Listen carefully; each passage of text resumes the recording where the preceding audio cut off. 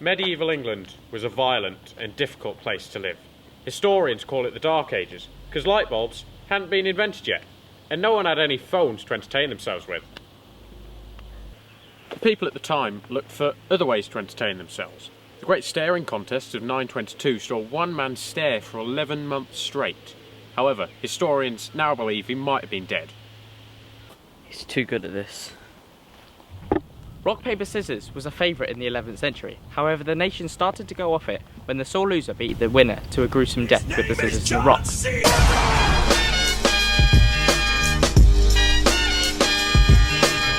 Your time is up, my time is now. You can't see me, my time is now. It's the franchise where I'm shining. Although the scissors hadn't been invented yet, so 2 sticks were used instead.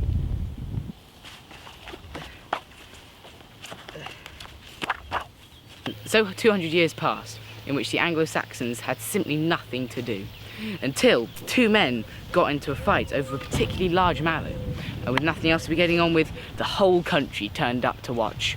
Historians of the time recorded in cave paintings the conflict, until one man won, and he claimed the loser's land and home, making the rest of the country realise that the best way to spend their time was a great big punch-up to take each other's land.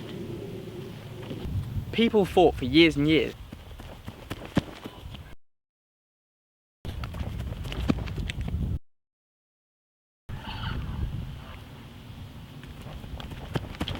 And eventually they all died of exhaustion. Historians later call this period the Dancing Plague to save innocent children's minds. And this left only the remaining children to fight. Many soldiers at the time were replaced by their offspring, who in many cases were far too young to fight. Historians at the time believed that the Battle of Bosworth Field was decided by a skipping competition, and the Battle of Stamford Bridge was decided by an intense game of tag. Those who survived the Great Hopscotch Battle of 1390 went on to be of full fighting age. Now they fought for nations instead. For example, the Battle of Hastings ended with King Harold's demise to a shot of a water gun into his right eye. He only half saw it coming.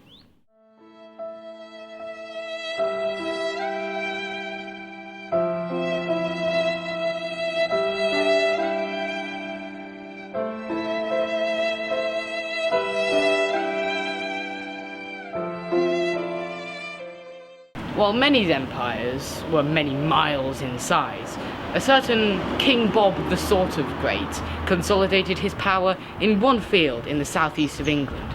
He wrote in his diary of there being many advantages to this, such as his army being incredibly easy to mobilise due to it consisting of only 4 men and a sheep who also lived on the field.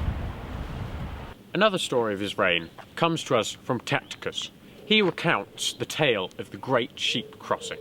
A farmer unknowingly crossed with his sheep into the field, and he was immediately thrown in prison as an enemy spy. The counter-strike to this vicious invasion has come to be known as Operation Barbarossa, when 10 whole troops flocked to the border. Perhaps a little understaffed, but Bob insisted, where there's a wool, there's a way. The campaign, however, reached an unsatisfying conclusion, and the Kingdom of the Grass Field never attempted anything of the like again. Later, Bob died. Historians don't know exactly when because, quite frankly, they don't care. However, we do know he had no legitimate heir. I mean, heir. Terry the sheep took his place in the absence of the royal family. He was followed by Harry the duck.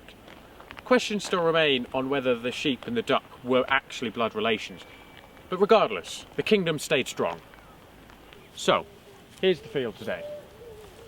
Recently, the local council tried to hold a small gathering on the field, but eventually decided they couldn't because of the risk that the true heir to the throne may object.